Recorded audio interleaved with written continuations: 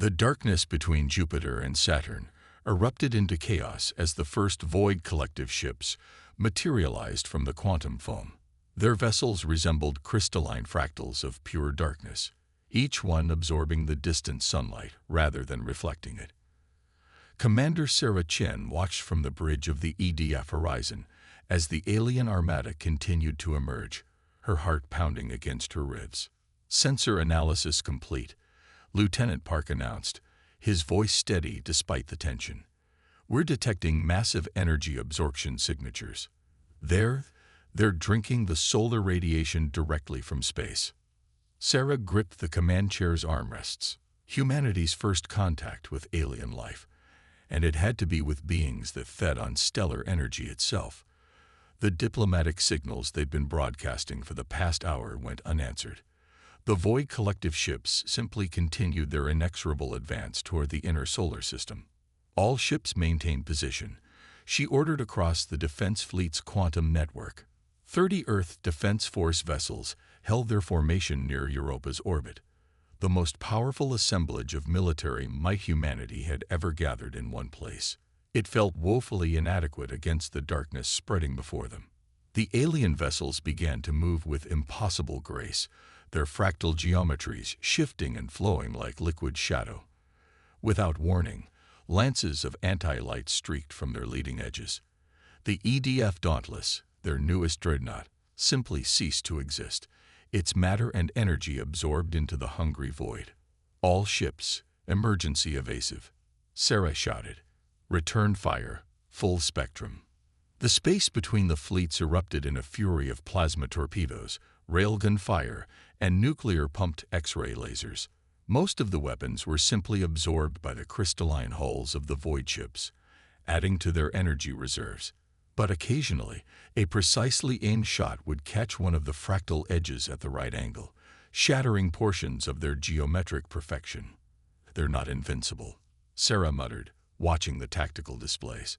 Pattern analysis. Now, as the battle raged, the Horizon's quantum computers processed every shot, every movement, every energy signature. The void ships were devastating, but they weren't magical. They operated on principles that could be understood, and what could be understood could be fought. Hours later, Sarah stood in the emergency command center beneath the lunar surface, presenting her findings to Earth's combined military leadership. Of the 30 ships in the defense fleet, only 7 had survived. But they had learned. The Void Collective doesn't just absorb energy. They reshape space-time itself to funnel it into their crystalline matrices. She explained, gesturing to the holographic battle footage. But there's a pattern to their absorption fields, a rhythm like breathing.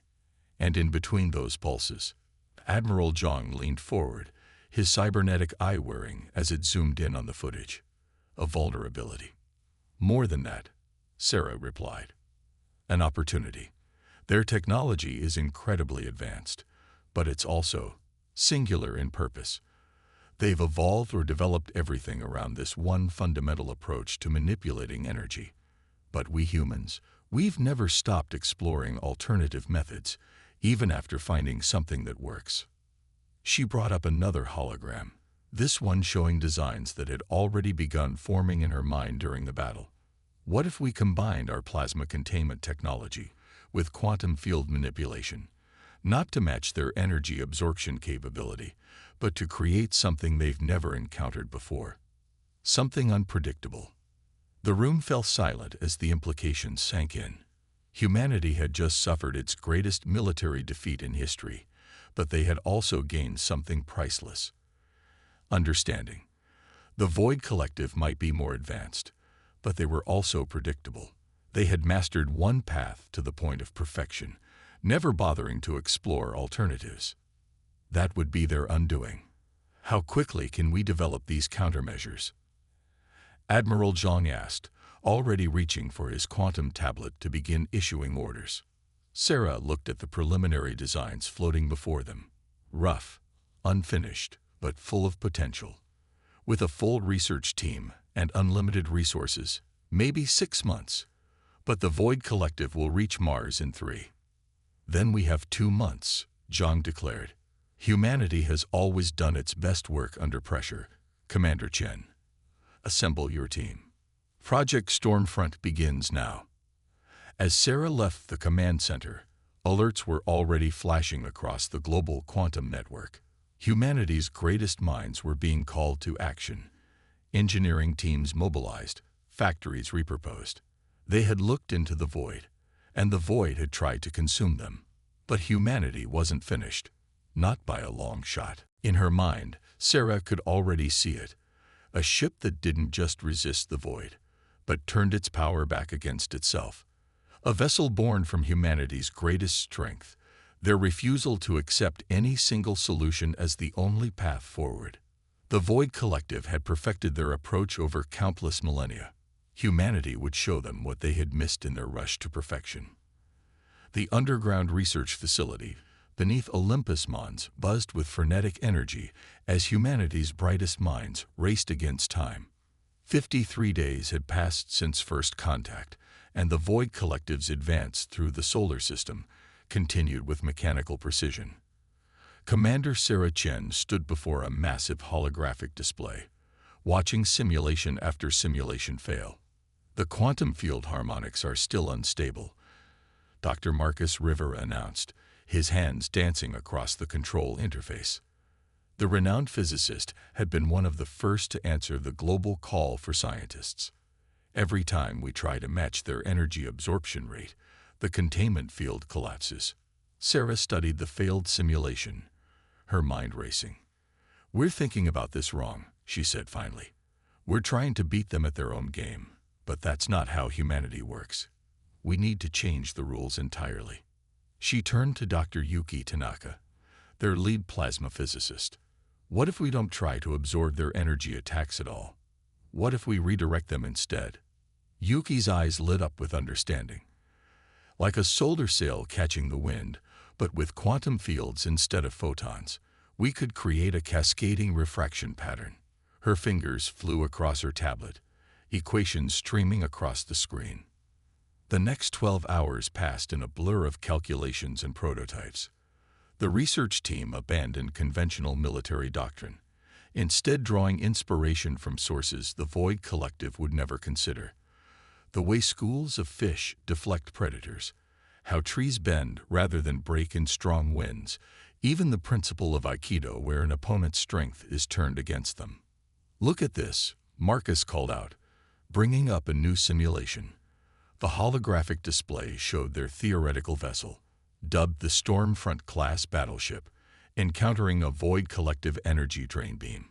Instead of trying to resist or absorb the attack, the ship's quantum field matrix bent and twisted, redirecting the energy in a complex spiral pattern that actually strengthened its own shields. "It's not just defensive either," Yuki added excitedly. "By incorporating the plasma containment principles from our fusion reactors, we can store some of that redirected energy." Then, she tweaked a parameter, and in the simulation, the Stormfront ship released a concentrated burst of the stolen energy, shattering a void vessel's crystalline structure. Sarah felt hope rising in her chest for the first time in weeks. "How soon can we build a prototype?" "That's the beautiful part," Marcus replied, bringing up the engineering schematics. "We don't need to build everything from scratch. We can modify existing ships with these new systems. The EDF Thunderchild is already in dry dock for repairs. We can use it as our test bed." The next month was a testament to human determination. Engineers worked around the clock, converting the battle-damaged Thunderchild into humanity's first Stormfront-class vessel. Its sleek hull was reinforced with quantum field generators, while its power core was completely redesigned to handle the massive energy flows they expected to redirect. But the Void Collective wasn't idle. Their forces had already begun harvesting Mars' upper atmosphere, using some unknown process to convert matter directly into energy to feed their ever-growing fleet. Earth's remaining conventional forces could only watch and wait, launching occasional hit-and-run attacks that seemed to annoy the alien vessels more than damage them. Finally, after 48 sleepless hours of final adjustments and tests, Sarah stood in the Thunderchild's new bridge. The command center was a hybrid of traditional controls and neural interfaces designed to react at the speed of thought when dealing with quantum field manipulations. All systems are green, Yuki reported from her engineering station. Quantum field matrix is stable, plasma containment at optimal levels. We're as ready as we'll ever be. Sarah took a deep breath, feeling the weight of humanity's hopes resting on their work. The Void Collective had never encountered a species that could challenge their technological supremacy. They had perfected their energy absorption technology over millennia, becoming masters of a single approach to warfare. But humanity had never been content with mastering just one path. Their strength lay in diversity, in finding unexpected solutions, in combining different ideas into something entirely new. The Thunderchild wasn't just a warship, it was a testament to human creativity and adaptability. "Begin launch sequence," Sarah ordered, her voice steady. "It's time to show the Void Collective what happens when they push humanity into a corner." As the Thunderchild rose from its underground hangar, its quantum fields humming with potential, Sarah thought about all the different minds and ideas that had come together to create this moment. Engineers, physicists, soldiers, and dreamers, each contributing their unique perspective to solve an impossible problem. The Void Collective thought they had mastered the fundamental forces of the universe. Humanity was about to teach them that there was always another way, always another path forward, always another solution waiting to be discovered. The battle for Mars was about to begin, and with it, the true test of Project Stormfront. The red expanse of Mars filled the Thunderchild's main view screen as they approached the combat zone. 3 Void Collective harvesters hung in low orbit, their crystalline structures pulsing with stolen energy as they systematically stripped away the planet's atmosphere. Smaller collector vessels swarmed around them like geometric wasps, maintaining a defensive screen. "Enemy vessels are maintaining standard absorption patterns," Marcus reported from his science station, neural interfaces streaming data directly into his consciousness. "They haven't detected our modified quantum signature yet." Sarah nodded, feeling the ship's systems through her own neural link. The Thunderchild's revolutionary quantum field matrix hummed at the edge of her awareness, ready to execute the maneuvers they'd practiced countless times in simulation. "All hands, battle stations, initiate attack pattern Omega." The Thunderchild accelerated, its enhanced engines pushing it to speeds that would have torn a conventional vessel apart. The Void Collectors noticed them then, their fractal forms shifting to present their energy-draining surfaces toward the approaching human ship. "Here we go," Sarah muttered.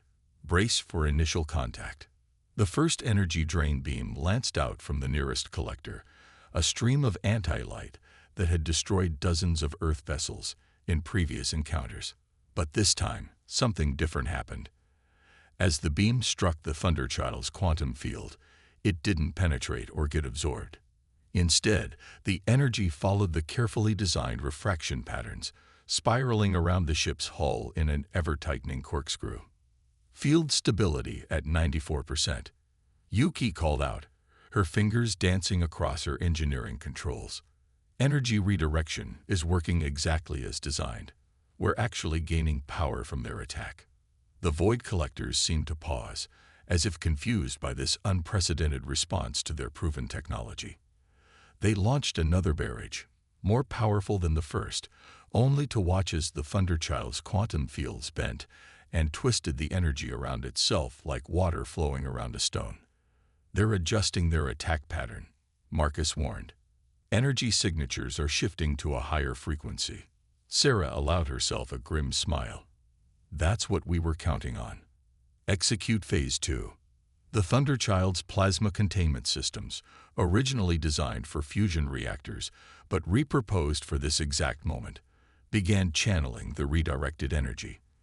The ship's quantum fields resonated at precisely calculated frequencies, creating interference patterns with the Void Collective's own energy manipulation. "Target locked on primary collector," the tactical officer announced, ready to implement the Rivera Tanaka effect. "Fire." The Thunderchild released its stored energy in a precisely modulated burst, not as a simple beam, but as a complex quantum cascade. The attack struck the nearest collector ship at the exact frequency needed to disrupt its crystalline structure. Fractures appeared in its geometric perfection, spreading like cracks in ice. Then, in a spectacular display of physics, the vessel shattered into thousands of dark shards. The remaining collectors reacted immediately, their formation shifting into a more aggressive pattern. But now they moved with what almost seemed like hesitation, their previous mechanical precision disrupted by the introduction of an entirely new form of combat. Second wave incoming, Marcus reported. They're trying to adapt, modulating their energy drainage across multiple frequencies. Show them what else we can do, Sarah ordered. Implement random pattern shifting, just like we practiced. The Thunderchild began to move in ways that defied conventional space combat doctrine. Instead of maintaining a stable attack vector, it shifted and flowed almost organically, its quantum fields constantly changing frequency and pattern. Each time the Void Collectors tried to establish a lock on their energy signature, it would already be different. They're not used to this, Yuki observed, monitoring the enemy's reactions. Others, it was a technique that would have been impossible with conventional technology, but the very innovations they'd developed to counter the Void Collective's energy drainage made it viable. The first Void ships launched their attacks, energy drain beams reaching out across space. But instead of hitting individual targets, they encountered a complex web of interconnected quantum fields. The energy was not just deflected but channeled through the entire human fleet, creating feedback loops that grew stronger with each attempted drainage. They're trying to adjust, Yuki reported from engineering, her voice tight with concentration. Energy signatures are shifting. Wait, something's wrong. Their patterns are becoming erratic. Sarah allowed herself a tight smile. The Void Collective's perfect, predictable energy manipulation was being turned against them. Each ship in their fleet operated on the same principles, using the same frequencies, following the same patterns. That uniformity had made them nearly invincible against conventional opponents. Against humanity's synchronized quantum fields, it became a critical weakness. Commence Phase 2, Sarah ordered. All ships, execute the Rivera Cascade. The human fleet's quantum field suddenly shifted, creating a ripple effect that propagated through space. The Void vessel's energy absorption systems, already struggling to adapt to the unusual attack patterns, were caught in the quantum wake. Their perfectly aligned crystalline structures began to resonate at frequencies they were never designed to handle. The effect was devastating. Fractures appeared in dozens of Void ships simultaneously, their geometric perfection disrupted by forces they couldn't compensate for fast enough. Some vessels simply shattered, while others began firing their energy weapons wildly, their precise control systems overwhelmed by the quantum feedback. Multiple Void vessels are attempting emergency quantum jumps, Marcus reported. Their formation is breaking down completely. The Void Collective's response was unprecedented. Instead of maintaining their rigid battle patterns, individual ships began to break formation, trying to escape the quantum cascade effect. But their programmed responses, honed over millennia of unopposed warfare, worked against them. Each ship's attempt to retreat created new interference patterns that affected its neighbors. "They're running," Park announced, unable to keep the amazement from his voice. "The main fleet is in full retreat." But Sarah wasn't finished. All ships maintain quantum synchronization and pursue at maximum speed. "We're not just driving them back. We're showing them why you never back humanity into a corner."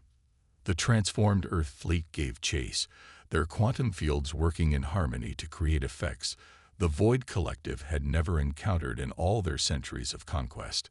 Every time the alien vessels tried to establish a new defense pattern, the human ships would shift their approach, introducing new variables that made their perfect systems less and less effective. As the battle continued into its third hour, Sarah received reports from across the solar system. The Void Collective's carefully coordinated invasion was collapsing. Their remaining harvester ships were abandoning their positions around Mars and the outer planets, their perfect strategy undone by humanity's unpredictability. "Send word to Earth," she ordered, watching as another group of void ships flood into quantum space.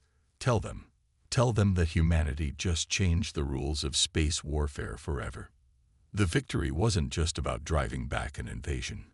It was proof that humanity's greatest strength wasn't in trying to match their enemy's perfection, but in finding new ways to solve problems, ways that no amount of technological superiority could fully counter. The quantum disruption wake of thousands of ships rippled through space as the combined Void Collective Armada emerged from fold space near Saturn's rings. Their crystalline vessels had evolved, their once perfect geometric patterns now showing signs of adaptation, irregular formations and varying energy signatures that would have made their previous attacks harder to counter. But humanity had evolved too. Commander Sarah Chen stood on the bridge of the EDF Hyperion, now the flagship of Earth's most powerful battle fleet. The holographic tactical display showed over 200 Stormfront-class vessels moving into position, each incorporating technologies and strategies that would have seemed impossible just months ago. "They've been busy," Dr. Marcus Rivera observed, studying the sensor readings of the Void Fleet. "Their energy absorption systems have been completely redesigned. They're trying to match our adaptability." "But that's exactly what we wanted them to do," Sarah replied, allowing herself a small smile. "They're fighting against their own nature now, trying to be. Their entire technology is based on predictable, efficient energy manipulation. They don't know how to handle something that keeps changing the rules of engagement." The battle continued for almost an hour, a deadly dance of energy and quantum fields. The Thunderchild took hits, its revolutionary defenses strained to their limits, but it gave as good as it got. 2 more collector ships were destroyed, their perfectly ordered structures unable to cope with the chaos humanity had introduced into their system. Finally, the remaining void vessels began to retreat, pulling back to their harvester ships in an orderly withdrawal. As they moved, Sarah noticed something unprecedented. Their formations had become more cautious, less rigidly geometric. The Void Collective was learning, adapting, but not fast enough to counter humanity's paradigm-shifting approach. "Damage report," Sarah called out as the last enemy ship disappeared into quantum space. "Hull integrity at 82%, Yuki responded. "Quantum field matrix is stable but needs recalibration. All major systems are functional." "We did it, Commander. The Stormfront systems work." Sarah allowed the tension to flow out of her shoulders as she processed the implications of their victory. The Thunderchild hadn't just survived against the Void Collective. It had forced them to retreat. More importantly, it had proven that humanity's approach to warfare, combining multiple technologies and strategies in unexpected ways, could overcome even the most advanced alien systems. "Send all combat data back to Earth," she ordered. "Every shipyard in the solar system needs to begin Stormfront conversions immediately." The Void Collective just learned that humanity isn't as primitive as they thought. As the Thunderchild turned back toward Mars, Sarah knew this was just the beginning. The Void Collective would analyze this battle, attempt to adapt their perfect but rigid systems to counter this new threat. But humanity would keep innovating, keep combining ideas in new ways, keep finding paths that their enemies' pursuit of perfection had caused them to overlook. The real war was about to begin. 2 months after the Thunderchild's historic victory, Earth's orbital shipyards hummed with unprecedented activity.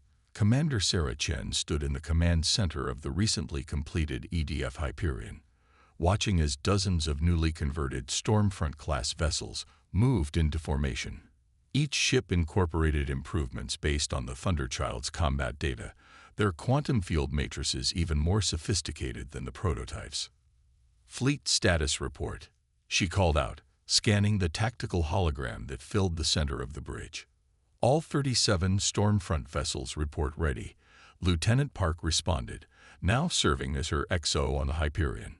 "The Thunderchild has taken position as wing leader for Beta Squadron.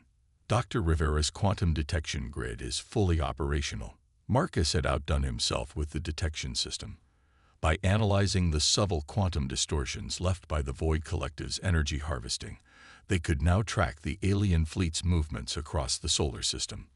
What they'd found was troubling. The Void forces were gathering for a massive push toward Earth, their numbers far greater than initially estimated. The Void Collective thinks they figured us out.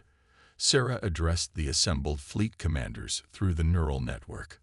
Their recent probing attacks show they're adapting their energy drainage techniques, trying to overcome our quantum field defenses. But adaptation isn't the same as innovation. She brought up the battle plan they'd spent weeks developing.